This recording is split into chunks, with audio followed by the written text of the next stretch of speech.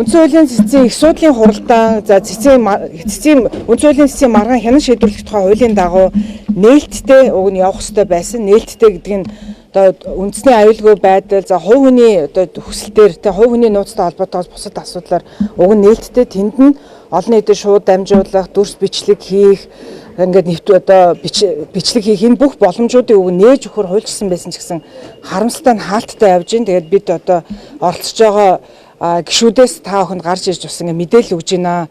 За энэ удаа хоёр асуудлыг хэлцэж байгаа. Нэгдүгээрт ер нь яг ингээд томьёолоод аваад үзвэл нэгдүгээрт улсын хурлын ерөнхий сайдыг огцруулсан тогтоол үндсэн хууль зөрчсөн үү үгүй юу гэдэг асуудал. За дээрэс нэмээд энэ тогтоолоор одоо санал хураалгасан тухайн үед одоо хурал даргалж ирсэн улсын хурлын дэд дарга миний би үндсэн хууль зөрчсөн үгүй юу гэдэг энэ хоёр асуудлыг хэлцлээ. Та бүхэн сайн анзаарсан бол за үндсэн хуулийн цэцээс мөнх сайхан гишүүн танилцуулга хийгээ за Бямцаг сайдын яриа явж байгаа тэгээд шууд амжилт тасаллаа. За бидний талаас ярьсан яриа олон нийтэд бол ингээ хүрсэнгүй.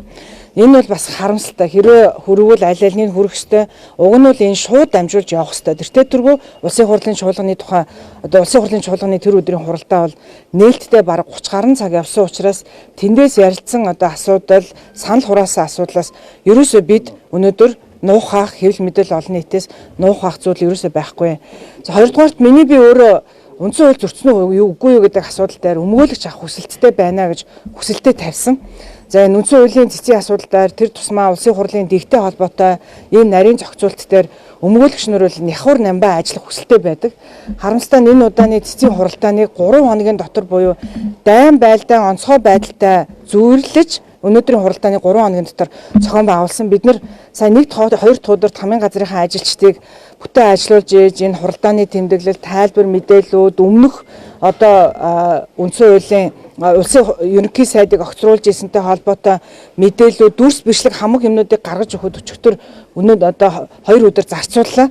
Өмгөөлөгч авах надад цаг хугацаа байсангүй. Өмгөөлөгч авлаа гэхэд хэр баргийн өмгөөлөгч энэ бүхэнтэй танилцж өнөөдрийн хуульд оролцож бэлтгэл ажлаа хангах ямар ч боломж байхгүй гэж бас хэлсэн. Тэгээ энэ үүднээс өнөөдрийн хуралдаанд үндсэн одоо энэ бол үндсэн хуулийн их судлалын хуралдаан гэдэг бол шүүхээр бол иргэний шүүх энтертэй харьцуулах юм бол дээд шүүхтэй адилхан. Дээд шүүхийн хуралдаанд одоо хувь хүн бие энд бол би нэг бодлын хувь хүнээр орцож байна гэсэн. Тэгэхээр хувь хүн бие өөрөө үндсэн хууль зөрчсөн үгүй юу гэдэг асуудлаараа ямар ч өмгөөлөгчгүй оролцож байгаа нь бас ер нь урд тожид хизээж болж байгаагүй явдал байх. За дээрээс нь нэмээд өнөөдөр манай одоо улсын хурлын гишүүдийн зүгээс зарим гишүүд нь бид нар итгэмжлэн төлөөлөгчөөр оролцуулахаар сайн зориг сандаг очир нарын гишүүдийг нэрийг нь өгсөний дараагаар үгүй та энд гэрчээр оролцох ёстой гэдэг ингээд гэрчээр оролц гэдэг ийм мэдээллийг хөрвүүлсэн байсан. Өчигдөр. За тэгээ энэ мэдээлэл дээр он сар энтрийн алдаатай өнөөдрийнхөр одоо дугаарлаад өчигдөр өгсөн мөртлөө өнөөдрийн он сартаа энэ бичгийг явуулсан байсан. Хэрвээ өнөөдөр энэ шийдвэр буруутай гэж байгаа юм бол үүнийг конопцсон 71 хүний тогтоол тэгвэл бүгдээрээ барыг энэ дээр гэрчээ дутагдах хэрэгтэй. За хэрвээ энэнийг хуралдааныг даргалсан гэж би одоо буруудаж байгаа юм бол энэ хуралдааныг бид нар хизээж хуралдаан даргалагч өөрөө дуран мэдэн энэ томьёолыг бид нар бичиж хагаад хийдгүү. За өнөөдөр би бас танилцууллаа. 2019 оны үндсэн хуулийн нэмэлт өөрчлөлтийг оруулсны дараа би бас та бүгдэд уншиж танилцуулъя гэж бодож байна. Үндсэн хуулийн 2019 оны үндсэн хуулийн нэмэлт өөрчлөлт бол ялангуяа ерөнхий сайдыг огцруулахтай холбоотой гол хийсэн зохицуулт нь нэгдүгээрт ерөнхий сайдыг тийм амархан огцруулдаггүй байя. Та бүхэн санаж байгаа бол 1.3 жилийн настай засгийн газрууд яваад байсан. Тэгэхээр 76 гишүүнээс тухай 76 гишүүнээс 39 нь эрсээ бүрдүүлээл 20 гишүүн конопдох юм бол ерөнхий сайд огцорчод байсан. Тэгэхээр энэ босхыг өндөрсгөөд нэгдүгээрт нийт гишүүдийн олонх буюу 76-аас 39 гишүүн заавал конопдож ерөнхий сайд огцорно шүү гэсэн. Хоёрдугаарт нөгөө ерөнхий сайдаа огцруулах бичгээ өгчөөд энэ нь хэлэлцэхгүй байдаг юм удаад байдаг байсан. За үүнийг цаг хугацааны хувьд 3 хоногийн дараа эхлүүлнэ 10 хоногийн дотор хэлцэн шийдвэрлэж дууснаа гэж энийг хуулийн зохицуулсан. За ингээд уг асуудлаар саналыг дэмжсэн бол ерөнхий сайдыг огцруулна гэд улсын хурлын тухай үндсэн хууль бол чимдгаа тэгж бичсэн байдаг. Энэ бол бүх зохицуултыг хийсэн хууль бол биш ээ. Энэ бол үндсэн зөвлөл зарчмуудыг тусгасан хууль. Энэ үндсэн хуулийн үг үсэг болгон дараа нь дэлгэрч бусад хуулиуд болдог. Монгол улсын хууль тогтоомжийн хуулийн хүрээнд хэрэгжиж байгаа бусад хуулиуд болдог. Бидний эрүүл аюулгүй орчинд амьдрах хэрэгтэй гэдэг хууль ихэд эрүүл мэндийн тухай хууль, байгаль орчны тухай хууль, иргэний хууль гэдэг олон хуулиудаар одоо энэ одоо дэлгэрчээдэг. Тэгэхээр яг түүнтэй адилхан. Тэгэхээр үндсэн хуулийн энэ одоо 19 оны өөрчлөлтийн дараагаар 20 онд манай улсын хурлын чуулганы уралдааны дэгийн тухай хуулийн дээр 99-ийн 3 дээр нэгдсэн хуралдаан байнгын хорооны санал дүгнэлтийг сонсож ил санал хураалт явуулна гэсэн нь өнөөдрийн чуулганы уралдааны дэгийн тухай хуулийн 101-ийн 4 101-ийн 3 нэгдсэн хуралдаан байнгын хорооны санал дүгнэлтийг сонсож ил санал хураалт явуулна. Үг гэсүггүй адилхан байгааз. Үг гэсүггүй адилхан. За 99-ийн 4 дээр улсын хурлын нийт гишүүний олонх ерөнхий сайдыг огцруулах саналыг дэмжсэн бол ерөнхий сайдыг огцруулах тухай тогтоол баталсан тооцно. 101-ийн 4 дээр одоогийн хуулийн дээр улсын хурлын нийт гишүүний олонх ерөнхий сайдыг огцруулах саналыг дэмжсэн бол ерөнхий сайдыг огцруулах тухай тогтоол баталсанд тооцно гэж үг гэсүггүй адилхан байна. За тэр үед улсын хурлын дарга зандан шатар дарга тухайн үед ерөнхий сайд одоогийн ерөнхийлөгч хөрөлсөх дарга огцороход өөрийн өргөдлөө өгж исэн. За тэгэхэд одоо манай хэвлэл мэдээлэл олон нийтээсгүй тэр үед өөрөө өргөдлөө өгсөн шүү дээ. Тэгэхээр ялгаатай шүү дээ гэж яриад байна. Тэр үед өөрөө өргөдлөө өгсөн ч гэсэндээ эсвэл итгэл үзүүлэх ёстой байдаг. За өөрөө өргөдлөө өгсөн энэ өргөдлийг нь тухайн үед одоо ерөнхий сайдаас орж ирж байгаа би сая Бямцаг сайдад уншиж танилцуулж өөрт нь сануулсан. Бямцаг сайдаа энэ бас 2021 онд болсон явдал 1 сард болсон явдал та санахгүй байж магадгүй. Гэтэ та тухайн үед ингэж хэлж ижээ. Анх удаа ийм өөрийн хүсэлтээр огцрох саналыг ерөнхий сайд гаргаж байгаа учраас хилцэгтийг байхгүй байна гэж хагаад тухайн үед төрийн байгуулалтын байнгын орооных нь тэр үед дийлэнх хамгаалсан одоо гишүүн төрийн байгуулалтын байнгын орооны дарга байсан.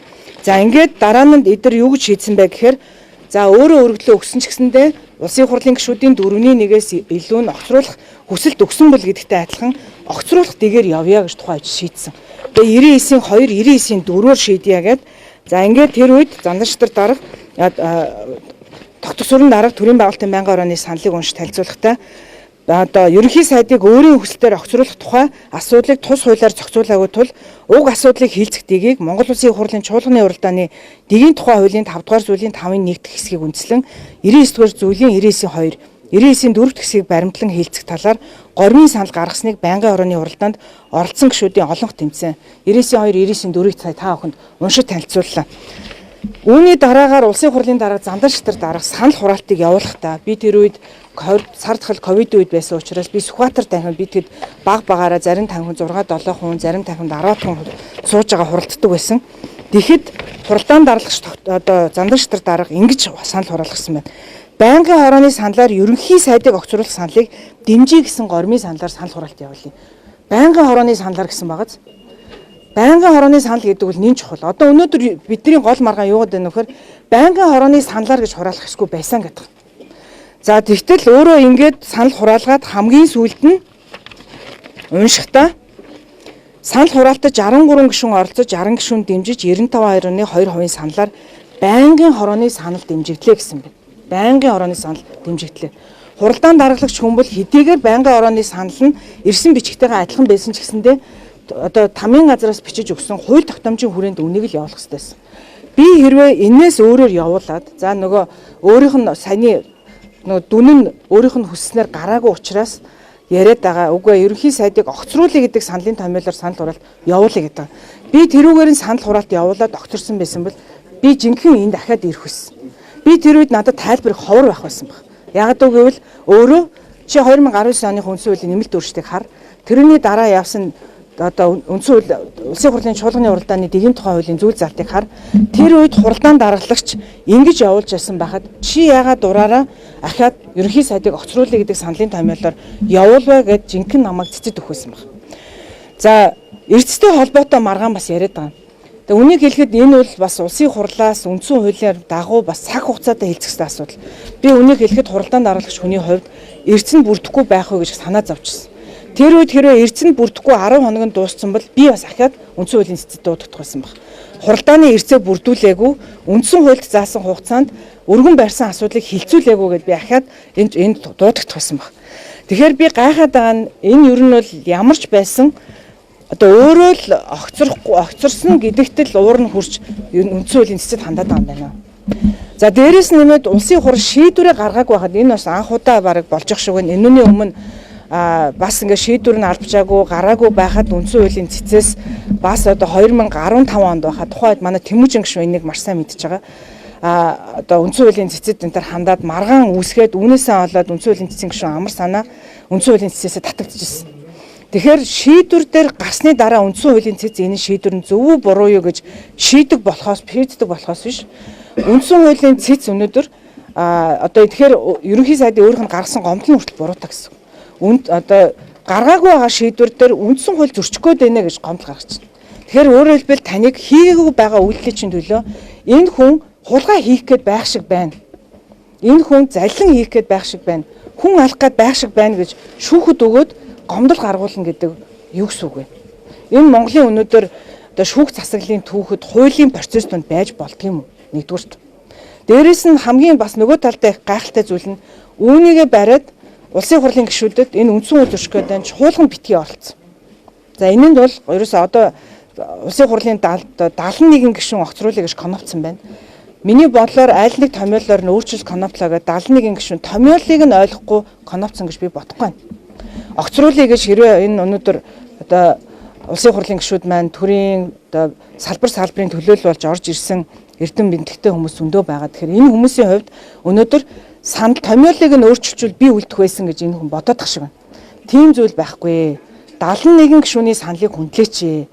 Улсын хурлын үндсэн хуулиар олгогдсон 18 бүрийн эрхийн нэг бол ерөнхий сайдаа томилдог, засгийн газартаа хариуцлага тооцдог, засгийн газрынхаа жилийн ажлын төлөвлөгөөг нь баталдаг, дараа жилийн ажлын төсвийг баталдаг.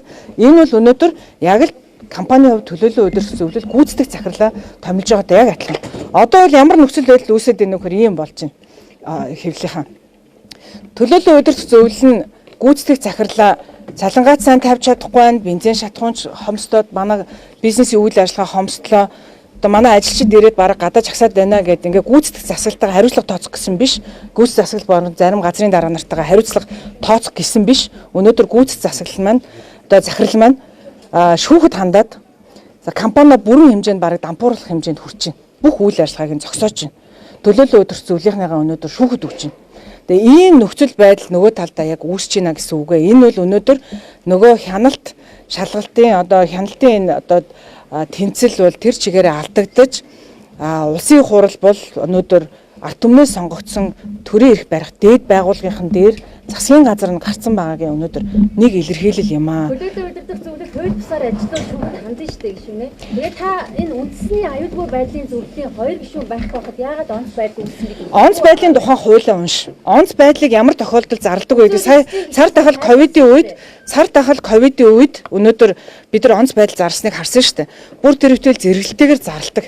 За дээрээс нэмээд онц байдлыг тухайн үед би онц байдлыг зарлаж явах хуралдаанд өөрөө улсын хурлын гишүүнээр оролцож исэн.